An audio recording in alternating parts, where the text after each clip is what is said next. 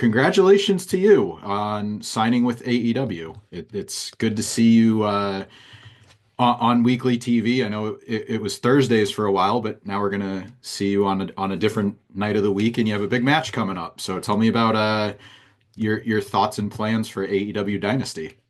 Well, yeah, thank you. As you mentioned, this is a huge step for my career to be on by far the biggest platform I've ever been on. And to kick it off this early, I've only had two matches so far. And the next one I have scheduled at Dynasty is an international championship match with Ricochet and Kenny Omega, which is honestly like as big as it gets.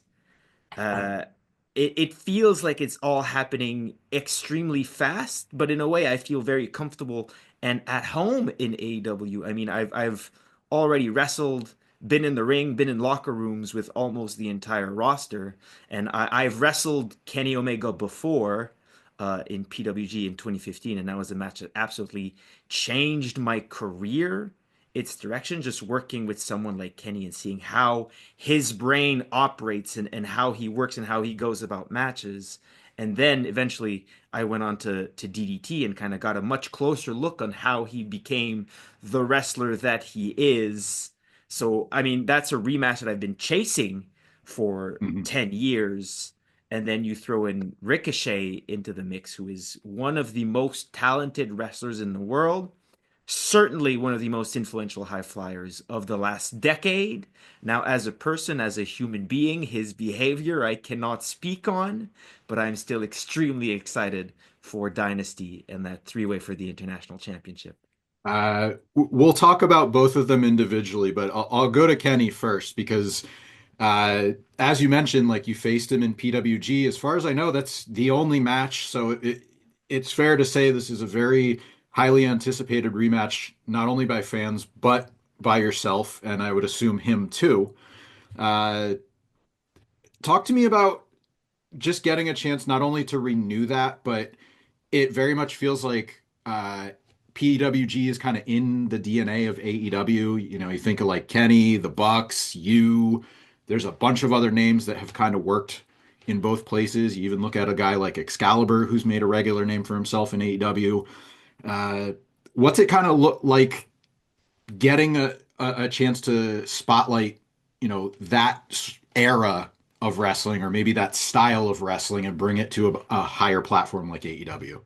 So it's funny because I think that style of pro wrestling is a lot bigger and more prevalent ultimately than the other style of pro wrestling. I mean, AEW is where the best wrestle, right? And Mhm. for many, many years in the entire world in professional wrestling, there really, especially on the American side, there wasn't a place that really showcased professional wrestling in a much rawer form. You had to go to independent promotions to really see, pro wrestling done for the audience, not just for television and not like one person's vision of pro wrestling, a collective vision of what people want out of the art form of professional wrestling.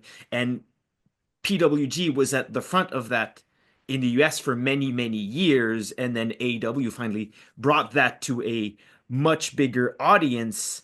But to go back to PWG and what that means, I think it says a lot about what that place and that promotion in a very specific period of time meant that so many of the Mhm. people on those cards that I was with, and I wasn't in PWG for that long, right? I was there for just over a year, I think, until I was subsequently banned from the US and couldn't go for 5 years. But Mhm. if you look at the cards from PWG in 2015 and 2016 and the people that were on there, they are all now on the like undisputable top of professional wrestling. And a great part of those are in AEW right now. Mhm. And then you look at, Ricochet playing the bad guy, if you want to go into those terms or whatever, but he showed you a little bit less respect than Kenny would. He said in one interview, you have a great face for slapping, which I was waiting for the sip because I was like, I don't want to do like a spit take or a laugh, but Oh no, that would uh, have been perfect. I don't want to ruin your computer. If you're recording video, a spit take would have worked just fine. All right, we'll try to work one in later. I'll But try to recreate it, yeah. he said you have a great face for slapping, which is basically like telling somebody you have a face for radio.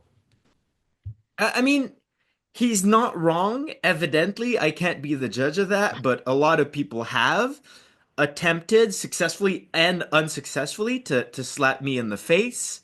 I would argue that I have been slapped way more in a professional wrestling context. I don't think I've ever been slapped, or at least in my adult life, in the face outside of a professional wrestling context. Hmm. Thank the Lord. But I mean, I think I appreciate that he was nice about it. He could have said a lot of mean things, but instead he complimented my face. And I don't want to go into a war of insults, right? I think that that's a lame way to go about promoting a wrestling match. Hmm. I mean, I think we have enough good sides, Ricochet and I, that we can just rely on that. And I mean, I think he there's a lot of good to say about Ricochet, and I'd like rather focus on that, right? Like Hmm. obviously he's done a lot of interviews. People have been really talking about his character work, right? And the Hmm. new persona he developed and how that really helped him stand out as a wrestler. And I think he is right now one of the best promos in AEW. And one of the promos I can't wait to hear from him is how unfair it was that he lost to Speedball Mike Bailey because I kicked too hard. I don't wear shoes. Whatever excuse he's going to come up with, I'm sure it will be absolutely amazing. And I can't wait to hear him in his beautiful voice Hmm. talk about why he lost to Speedball Mike Bailey. Yeah, there's not as much padding or I don't know, something. It's bone connecting with bone. I don't know who knows what he's Yeah, gonna say, but that's his genius. That's how he's brilliant. He's a creative guy. He will figure something out. mhm. And overall, it's that was one of the I think fair to say like promos was something he was criticized about. Whether it's true or not, it's debatable, but it was a topic of conversation where, he's great in the ring, maybe needs a little bit of work on promos, but I mean, he's proven he's very capable on the mic. You're seeing that with his work right now, character work. So, he's on fire right now. So yeah, but to be fair, like I get it too. I get a lot of criticisms on like promos and talking and stuff, Hmm. which I like. I don't think in the past, right, the format allowed me to do long-term promos and have really intense character moments, and that's something I really look forward to being able to do Hmm. in AEW is really to show some range in terms of promos and talking and acting. But I think that the people who criticized Ricochet in the past are the same people who, you know, uh, kind of imagine talking in professional wrestling as only one very specific thing, and there is only one very specific way to do it. And I think pro wrestling is changing. The audience is getting broader, which means there's a lot more. There's a lot greater variety of people. There's a lot more kinds of people who want to see pro wrestling now, and those people might relate to a lot of different Hmm. voices than just the one voice that we've heard in pro wrestling over the years. Yeah. And like I said, it was out there, but is it fair? That's debatable. But, like you said, wrestling's changing. Um, One thing I do appreciate about your work, and you kind of brought this up more recently, is the Easter eggs, the references and the homages. You named your finisher after Adventure Time. There was also a post about your one of your recent looks being inspired by Tekken. Uh, does the idea come first, or at least as far as it goes with Tekken? Something like that. Does the idea come first or does the fashion come first? Like, do you see like a piece of clothing and you're like, oh, that reminds me of this thing? Or is it like, hey, I'd like to pay tribute to this. How do I get there? So yes and no. I think everything good in pro wrestling just came naturally, right? You can't force it. I think for the most part, it's just things that I like that kind of seep out into my art and what my costumes and my gears. always has some kind of specific inspiration, and I think it's more about who I am as a person, and I just do things that I like. Mhm. And when something works, when something is like, oh, it kind of looks like this, if I do it like this, it kind of resembles this thing that I like, and I just it happens. I let it come naturally. I don't force it. But I'm glad that I have a platform where people like recognize and appreciate that now more than ever. Mhm. Uh, I did independent wrestling shows more than anything else for the past 20 years almost. And when you do those, you kind of have two audiences, and you kind of have to try to please them both equally, right? You're Mhm. performing in front of a live crowd, and those people, most of which, for example, when I'm doing an independent wrestling show in the US, a lot of the people don't even know who Speedball Mike Bailey is when they see me come out of the curtain. A huge part of the audience is people that are just out looking for a good time, Mhm. right? So it's important that my match is fully understood by that segment of the population that's watching, but also I'm gonna, you know, use clips from my match on social media. I'm going to make a vlog where I talk about things. I'm going to watch the match back on my Twitch stream eventually, and then we'll get to talk about, the intricacies and the references and really go deep with my audience, people who know and kind of have followed the story a lot closely, what everything is about. And kind of trying to please both of those segments is a very interesting thing, and I'm happy with AEW now that an even bigger part of the audience is catching on to all the references Mhm. and every little thing that makes up Speedball Mike Bailey. You just mentioned it, so I have to follow up. Is there a match or moment that you would show people that maybe aren't familiar, like speaking about US fans? Is there a match or moment that you'd sit them down and be like, here's kind of what you're gonna get with Speedball Mike Bailey in AEW? Because you mentioned at the top when we started recording, this is only going to be your third match at Dynasty. So is there one that comes to mind when you want to highlight what you're all about? Well, I'm sorry, this might be a cop-out answer, but I feel like my first match in AEW against the Beast Mortos was just the perfect showcase for Speedball Mike Bailey. Mhm. Right? Against a bigger opponent who's also capable in the high flying and action department. And it was just the perfect back and forth. And I got to do just enough of what I'm capable of to show the audience, to give them a real taste of what I'm all about, but still leave so much on the table for the future. And I couldn't have asked for a better introduction to AEW Dynamite. Mhm.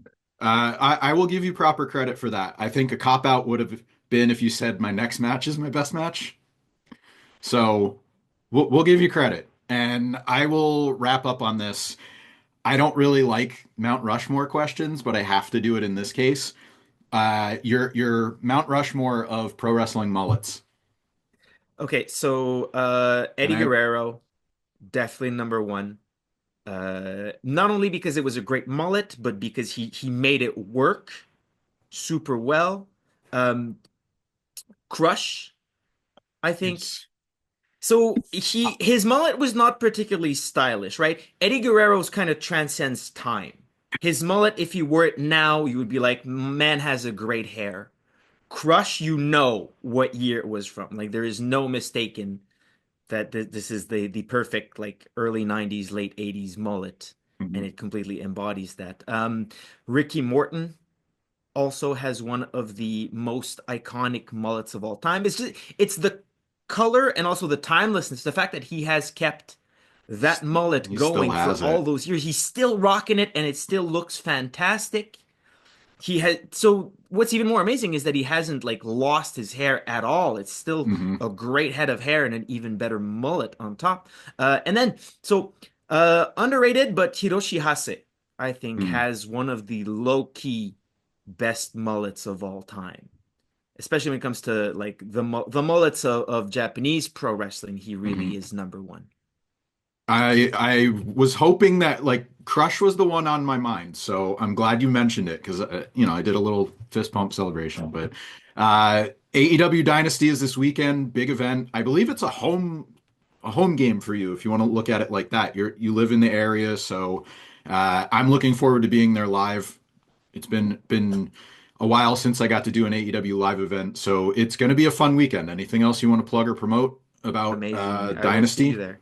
Watch Dynamite on TBS and HBO Max. It's Wednesday. Watch Collision on Saturdays. And thank y'all so much.